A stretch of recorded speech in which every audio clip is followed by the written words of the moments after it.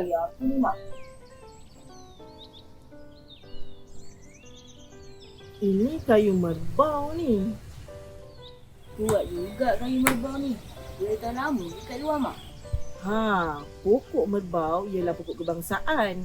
Kayu dia kuat, kayu dia cantik, memang boleh tahan lama. Akar dia pula kukuh, sama macam rakyat Malaysia. Sebab tu merbau ni diisytihar sebagai pokok kebangsaan. Wah, kayu tempatan ke merbau ni, Mak? Ya, kuat kan kayu tempatan. Dah lama pun pokok kebangsaan. Kenalah macam rakyatnya. Kuat, semangat dan berjiwa merdeka.